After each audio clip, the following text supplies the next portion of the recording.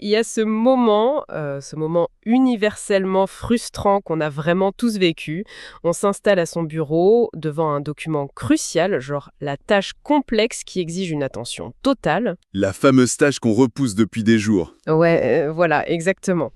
On sait que c'est super important, l'enjeu est clair, la date limite approche à grands pas, et pourtant, c'est pile à cet instant précis que notre esprit décide de s'évader. Totalement. Genre, d'un coup, on se demande quelle est la capitale de l'Ouzbékistan ou si on a bien fermé la porte à clé le matin en partant. Enfin, c'est presque comique à quel point le cerveau semble saboter nos efforts au moment exact où on a le plus besoin de lui. C'est clair, c'est le vagabondage mental dans toute sa splendeur, ça. Et ce qui est vraiment fascinant dans cette partie de notre analyse, c'est qu'on découvre que le cerveau ne vagabonde jamais par hasard. Ah bon?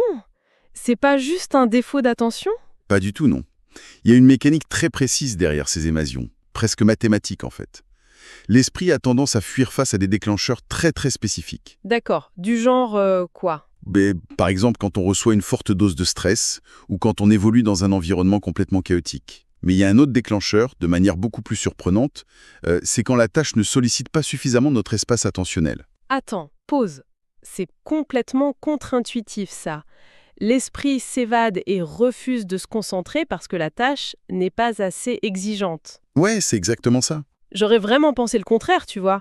Si une tâche est facile, ça devrait être super simple de rester concentré dessus, non? C'est l'erreur que tout le monde fait en fait. Pour comprendre pourquoi c'est faux, faut vraiment visualiser notre espace attentionnel. Imaginons-le, pas comme un truc abstrait, mais vraiment comme la mémoire vive d'un ordinateur. La fameuse RAM, quoi. Voilà, la RAM. Cette RAM, elle a une capacité fixe à un instant T. Donc, si la tâche principale qu'on essaye d'accomplir, disons, je sais pas, faire de la saisie de données hyper basique dans un tableau Excel, Le truc bien ennuyeux. grave. Si ça ne demande que 40% de cette puissance de calcul, il reste 60% de RAM totalement inutilisé. D'accord, je vois le tableau. Et j'imagine que le cerveau a horreur du vide cognitif. Exactement. Le cerveau déteste la sous-utilisation de ses ressources. S'il lui reste de la bande passante, qu'est-ce qu'il fait? Il va automatiquement ouvrir des petites applications en arrière-plan pour combler le vide. Oh, c'est une super métaphore, ça. Ouais, il va inviter d'autres pensées, tu vois, des inquiétudes sur ce qu'on va manger ce soir, des souvenirs totalement aléatoires d'il y a 10 ans. C'est littéralement l'ennui qui ouvre la porte au vagabondage. Donc la tâche prend pas assez de place et notre esprit comble les trous avec du bruit. C'est exactement le mécanisme. Ok, donc si je suis cette logique, pour empêcher l'esprit de vagabonder, il faudrait faire en sorte que la tâche occupe 100% de cette fameuse RAM. C'est le but, ouais. Mais comment on fait ça en pratique? Parce que saisir des données, ça reste saisir des données. C'est là qu'intervient un concept psychologique majeur de notre exploration d'aujourd'hui. C'est l'état de flow, ou l'expérience optimale. Un truc qui a été théorisé par le chercheur Mihaly Csikszentmihalyi. Le fameux flow, j'en ai souvent entendu parler. Ouais, c'est très connu. Et ces recherches ont démontré que la concentration absolue, elle s'atteint que dans un équilibre très précaire. C'est la zone exacte où le défi à relever correspond parfaitement à nos compétences actuelles. D'accord, essayons de décortiquer ça un peu pour ceux qui nous écoutent. Qu'est-ce qui se passe quand cet équilibre est rompu, du coup? Si on reprend notre tableau de données répétitif, nos compétences sont largement supérieures au défi. La RAM n'est pas saturée. Donc le résultat mécanique, c'est l'ennui. Et donc, la distraction. Voilà. À l'inverse, imaginons qu'on doive improviser une présentation technique très complexe dans une langue étrangère sans aucune préparation. L'angoisse totale. Exactement. Là, le défi dépasse largement nos compétences. La RAM est non seulement saturée, mais le système plante complètement. Ah ouais, l'ordinateur crash. C'est ça. Le résultat, c'est le stress aigu, la panique, et l'esprit fuit la tâche pour se réfugier ailleurs. Donc l'hyperconcentration, elle se trouve vraiment sur la ligne de crête entre les deux. Là où le défi exige très exactement ce qu'on est capable de fournir. En fait, c'est un peu comme si, je sais pas, on conduisait une voiture de sport hyper puissante dans un embouteillage. Ah, c'est une bonne image, ça. Bah ouais. Si on lui donne pas un terrain de jeu à sa mesure, le moteur s'impatiente. Et le cerveau, il crée son propre divertissement en vagabondant. C'est exactement ça. Faut complexifier un peu la conduite pour garder le conducteur attentif. Mais ça soulève un problème concret quand même. Si je dois absolument remplir ce tableau de données ennuyeux pour mon travail, parce qu'on a tous des tâches ingrates, je peux pas changer la nature de la tâche. Non, c'est sûr. Du coup, comment je fais pour atteindre cette fameuse ligne de crête? Je dois rendre la tâche artificiellement plus difficile? Enfin, ça ressemble à la recette parfaite pour se décourager et abandonner direct. C'est une excellente objection. Mais rendre la tâche plus difficile, ça ne veut pas dire la rendre douloureuse. Ça veut juste dire augmenter la charge cognitive pour forcer la RAM à être pleinement utilisée. Ok, t'as un exemple de comment on fait ça? Bien sûr. Par exemple, si on doit lire un rapport très sec et ennuyeux, on peut se donner une limite de temps super stricte, genre à compte à rebours de 15 minutes par page. Ah, on met une pression artificielle. Voilà.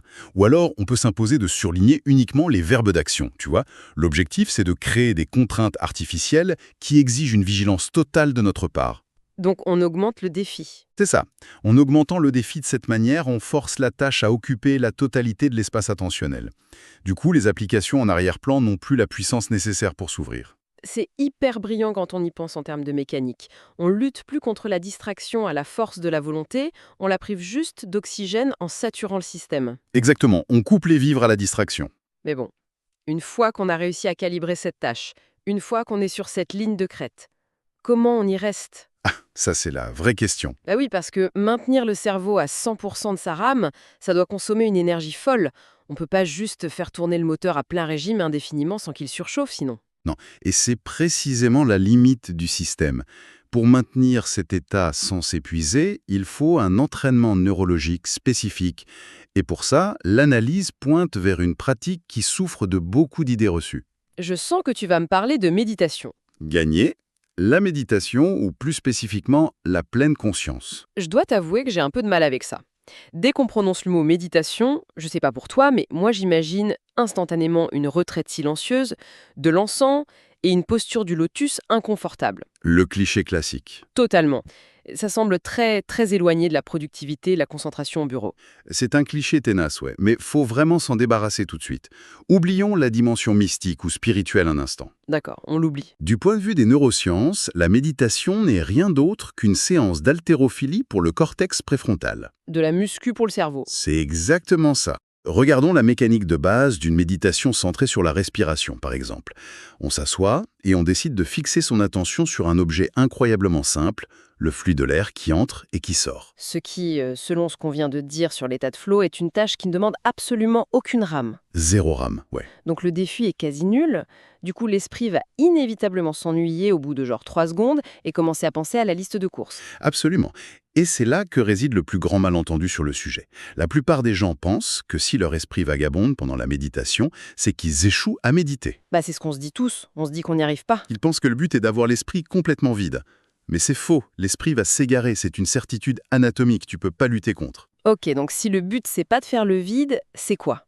L'exercice ne consiste pas à empêcher le vagabondage. L'exercice consiste à remarquer cet égarement. C'est prendre conscience que l'attention a dévié et décider délibérément de ramer cette attention sur la respiration. Ah, je vois. Ce mouvement s'égarer, le remarquer, revenir, c'est une répétition. C'est l'équivalent cognitif d'une pompe. D'une pompe, genre en sport. Voilà. Chaque fois qu'on ramène l'attention, on renforce les réseaux neuronaux responsables du contrôle exécutif. Mais c'est un changement de perception hyper radical. En fait, le vagabondage n'est pas l'échec de la méditation, c'est l'haltère qui permet de s'entraîner. C'est la résistance elle-même. C'est exactement ça, t'as tout compris. Mais dis-moi, il y a des preuves tangibles que cette muscu fonctionne vraiment en dehors du coussin de méditation, genre dans la vraie vie? Les données sont impressionnantes. Les sources de notre livre mettent en avant une étude fascinante qui a été menée sur des étudiants qui se préparaient au GRE. Le fameux test américain? Ouais, le test standardisé pour l'entrée en cycle supérieur aux États-Unis. Il est réputé pour être atrocement long et extrêmement exigeant sur le plan cognitif. C'est un test qui génère une anxiété massive chez les étudiants. J'imagine, vu les enjeux. Les chercheurs ont pris un groupe d'étudiants, ils les ont initiés à cette pratique de la méditation dont on vient de parler, et ils ont observé les résultats. Leurs scores ont augmenté de 16% en moyenne. Attends, 16%. Ouais. Sur un test aussi dur et standardisé. Mais c'est énorme. C'est massif, ouais. Mais comment la simple observation de la respiration a pu impacter des compétences complexes en mathématiques ou en logique? Il y a un truc qui m'échappe. L'explication se trouve dans un concept qu'on appelle la mémoire de travail. La mémoire de travail. C'est différent de la RAM dont on parlait tout à l'heure. C'est très très étroitement lié. Imaginons la mémoire de travail comme un tableau blanc mental. Sur ce tableau, on écrit les informations dont on a besoin immédiatement pour résoudre un problème. Ok, genre une retenue dans un calcul mental. Exactement. Mais quand on est stressé, l'anxiété vient écrire ses propres messages sur ce fameux tableau blanc. Des trucs comme « je vais rater » ou « le temps passe trop vite » ou « cette question est beaucoup trop dure ». Ah oui, le bruit mental qui prend toute la place. Voilà. Et du coup, l'espace pour résoudre le problème mathématique disparaît sous ce bruit. Ce que l'étude a révélé, c'est que l'entraînement à la méditation a littéralement protégé ce tableau blanc. Parce qu'ils avaient appris à effacer le tableau blanc. Précisément. Au lieu de laisser l'anxiété monopoliser leur mémoire de travail, ils avaient développé l'habitude neurologique de remarquer ces pensées parasites. Genre, ils se disaient « Ah, là, je suis en train de paniquer. C'est ça. Ils s'en rendaient compte et ils ramenaient leur attention sur les tâches à accomplir, donc la question de l'examen. Ils ne subissaient plus l'anxiété, ils la traitaient comme une simple distraction qu'ils savaient écarter. » C'est incroyablement puissant quand on y pense. Mais bon, la question qui tue, comment on intègre ça dans un quotidien qui est déjà surchargé? Je vois très bien ce que tu veux dire. Parce que même si je comprends l'intérêt, très honnêtement, je me vois pas du tout ajouter 1 heure de méditation silencieuse à mon emploi du temps déjà complètement chaotique. C'est la bonne nouvelle. L'avantage, c'est qu'il n'est absolument pas nécessaire de s'isoler pendant des heures. La musculation cognitive, elle peut se faire par micro-sessions. Ah, ça me parle plus ça. Le livre propose des concepts super applicables pour le quotidien, comme le fameux café conscient ou même la douche consciente. Le café conscient, j'aime bien le nom. L'idée, ce serait d'utiliser un moment inévitable de notre journée pour faire nos répétitions mentales, c'est ça? C'est exactement l'idée. Mais comment ça fonctionne concrètement? On prend son café et ensuite? On prend simplement 1 ou 2 minutes, pas plus. Et pendant ce court laps de temps, on décide de saturer sa RAM uniquement avec les données sensorielles brutes du moment présent. Donc, on se concentre sur les détails. Ouais, l'odeur du grain torréfié, la chaleur de la céramique contre la paume de la main, le goût un peu amer sur la langue, la température du liquide. C'est tout. D'accord, on est à fond dans le sensoriel. Et inévitablement, au bout de 10 secondes, tu le sais, le cerveau va essayer d'ouvrir l'application préparation de la réunion de 10 heures. Ah ça, oui, c'est garanti. Et du coup, c'est là qu'on fait sa fameuse pompe cognitive. On s'en rend compte, on ferme mentalement le dossier de la réunion, et hop, on revient à la chaleur de la tasse. Exactement. Et le plus beau dans tout ça, c'est que cette capacité, une fois qu'elle est renforcée par ce simple petit café du matin, elle est transférable à tout le reste. C'est-à-dire? Le muscle ne fait pas la différence. C'est ça. Le muscle de l'attention ne fait pas la différence entre revenir à une tasse de café ou revenir à l'analyse d'un budget complexe. Logique. Voilà. Quand l'esprit tentera de fuir vers les réseaux sociaux en pleine journée de travail, le cerveau aura déjà le réflexe de s'en rendre compte et de corriger le tir de lui-même. C'est fou. Ce qui nous amène à une dimension que je soupçonnais vraiment pas du tout en commençant cette exploration avec toi. Laquelle?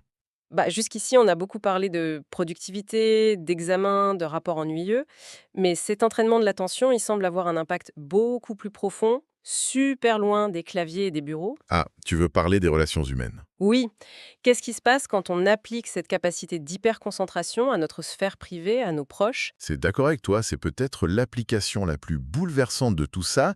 Quand on comprend comment fonctionne la mécanique de l'attention, on réalise très vite à quel point nos conversations quotidiennes sont généralement superficielles. C'est un peu dur, non? Notre mode par défaut, dans presque toutes nos interactions sociales, est quasi entièrement réactif. Réactif dans quel sens? Parce qu'on écoute pourtant la personne en face de nous, non? Enfin, en général. On l'écoute, oui, mais très partiellement. La mécanique habituelle, elle est comme ça. On écoute la première moitié de la phrase de l'autre, on comprend l'idée générale, et là, bam, presque instantanément, notre mémoire de travail commence à formuler notre propre réponse. On cherche nos propres arguments. Exactement, nos arguments ou notre propre anecdote à raconter. Et à partir de cette fraction de seconde, notre rame est divisée. On n'écoute plus véritablement l'autre. On est juste en train de se parler à soi-même. C'est ça. On attend simplement, plus ou moins poliment, que la personne ait terminé de faire du bruit avec sa bouche pour pouvoir placer notre petite réplique. Waouh! C'est un peu brutal dit comme ça, mais c'est d'une justesse terrible. On est littéralement juste en salle d'attente pour prendre la parole. C'est tout à fait ça. Et l'exercice d'hyperconcentration relationnelle vient complètement briser ce schéma. Il s'agit d'accorder la totalité de sa bande passante à l'interlocuteur. De bloquer la voix dans notre tête, en fait. Ouais. S'interdire de formuler une réponse tant que l'autre n'a pas mis un point final clair à sa phrase. Écouter jusqu'au bout, laisser le silence s'installer peut-être 1 seconde, et seulement ensuite utiliser sa mémoire de travail pour réfléchir à une réponse. Mais ça demande un effort colossal de faire taire cette petite voix intérieure qui veut absolument donner son avis. Surtout quand on est passionné. C'est vrai que c'est difficile au début. Mais quand on y pense, c'est foudroyant. Il est devenu tellement rare de se sentir véritablement écouté de nos jours. Oh oui, extrêmement rare. Avoir quelqu'un en face de soi qui ne regarde pas sa montre, qui vérifie pas une petite notification en douce et qui ne prépare pas sa contre-attaque mentale, c'est un cadeau d'une rareté absolue aujourd'hui. Totalement. Et d'ailleurs, ça soulève une vérité émotionnelle très très forte. Les sources de l'ouvrage citent le théologien David Augsburger, qui résume ça avec une justesse poignante. Il dit quoi? Il écrit « Être écouté et être aimé sont des sentiments si proches que pour le commun des mortels, il est quasiment impossible de les différencier. Quasiment impossible de les différencier. Ça donne des frissons, franchement. C'est super beau. » N'est-ce pas? Et si on replace cette citation dans le contexte de la neurobiologie de l'attention, ça prend une ampleur incroyable. L'attention totale n'est plus juste un hack de productivité pour bosser plus vite. Ça devient une vraie preuve d'amour tangible. Exactement. Choisir consciemment d'allouer 100% de son espace attentionnel à son enfant qui raconte sa journée d'école ou à son partenaire, c'est être pleinement ancré dans le réel. C'est ça qui donne une véritable épaisseur à la vie quotidienne. C'est une vision magnifique. Vraiment, ça fait réfléchir. Mais, il y a un grand mais. Je t'écoute. Si les bénéfices de cette hyperconcentration, que ce soit pour abattre un travail colossal sans stress ou pour tisser des liens profonds avec nos proches, si tout ça est si immense et si évident, pourquoi c'est si atrocement douloureux de s'y mettre? Ah, la fameuse résistance. Mais oui, pourquoi, quand je sais tout ça pertinemment, je ressens toujours cette friction mentale gigantesque, cette envie de fuir et de scroller sur mon téléphone avant de commencer une tâche exigeante? C'est le cœur du problème, vraiment. La résistance initiale. Et tout ça s'explique par la biologie de la conservation de l'énergie. C'est-à-dire? On est programmé pour être paresseux. En quelque sorte, oui. Le cerveau humain est le résultat de millions d'années d'évolution qui ont été conçues pour optimiser la survie, et donc pour économiser les calories autant que possible. Ok.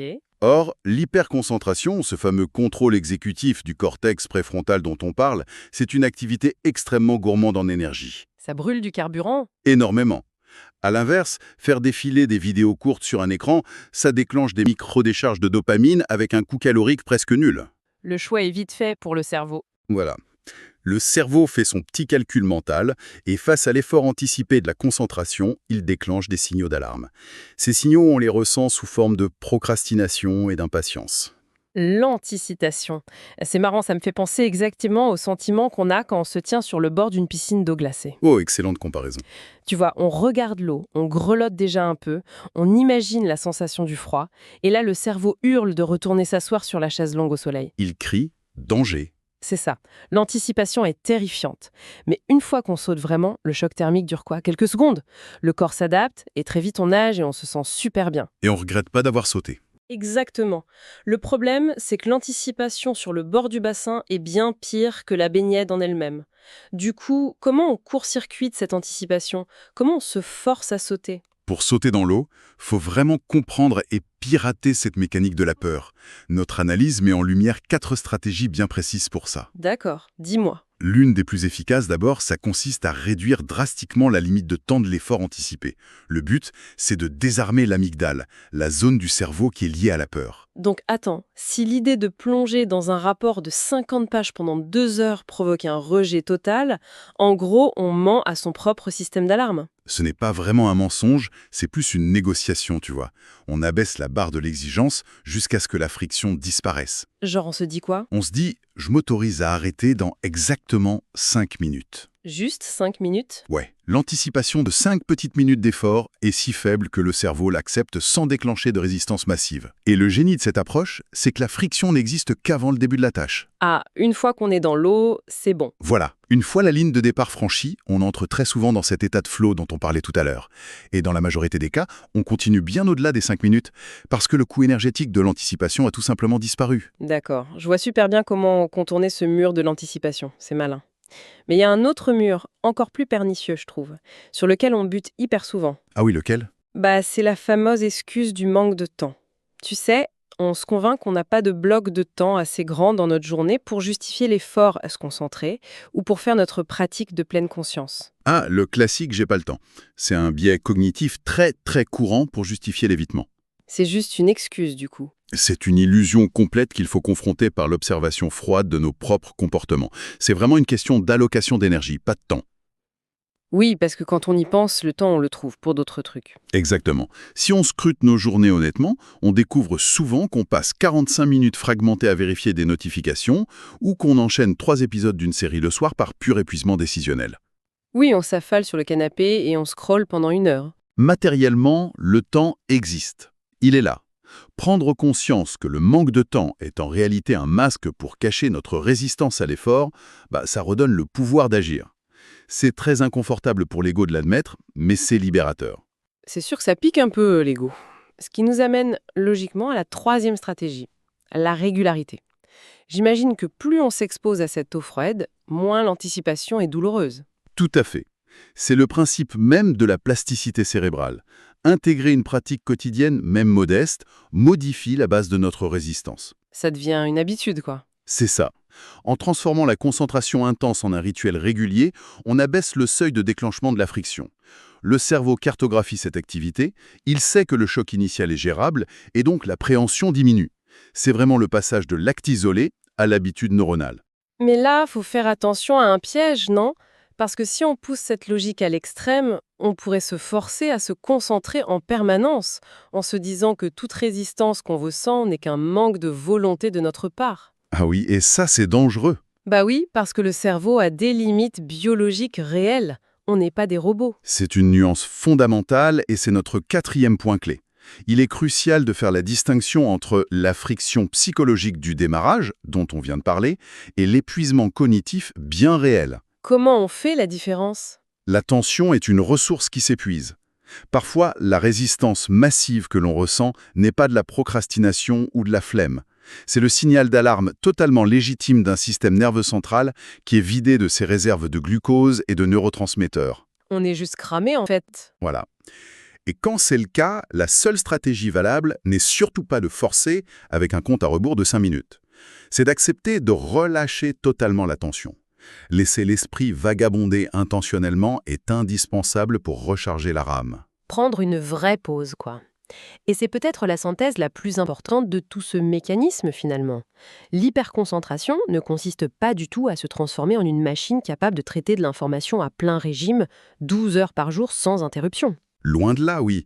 Si on prend un peu de recul, pour conclure là-dessus, l'hyperconcentration, ça s'apparente davantage à un filtre extrêmement puissant qu'à un marathon qu'il faudrait courir tous les jours. Un filtre, j'aime bien l'idée. C'est la capacité de décider, consciemment et stratégiquement, de ce qui a le droit d'entrer dans notre espace attentionnel à un moment bien précis. De se fermer la porte au reste. Exactement. C'est le pouvoir d'allouer ces précieuses ressources cognitives là où elles ont le plus de sens, de les verrouiller sur cet objectif-là, puis de les relâcher délibérément pour récupérer. Super clair. D'ailleurs, il y a une dernière réflexion à garder en tête pour mesurer l'importance de tout ça aujourd'hui, pour tous ceux qui nous écoutent. Vas-y. On évolue dans une économie où chaque application, chaque notification, chaque interface numérique sur nos téléphones est modélisée par des armées de neuroscientifiques comportementaux. Et tout ça dans un seul but, extraire et fragmenter notre attention. C'est devenu le nouvel or noir. Que ce soit pour ressentir pleinement la chaleur d'une simple tasse de café, pour accomplir un travail profond ou juste pour offrir une écoute inébranlable à un proche, ce n'est plus seulement une petite question d'optimisation personnelle ou de productivité. Non, ça va bien plus loin. C'est carrément une forme de rébellion silencieuse et vitale. C'est, au final, reprendre le contrôle de sa propre conscience. Une rébellion qui ne fait aucun bruit mais qui modifie radicalement la trajectoire et la qualité d'une vie, ouais. Et c'est là que tout commence vraiment à prendre sens. Carrément. Et pour celles et ceux qui veulent aller plus loin, le livre est disponible gratuitement via le lien en description.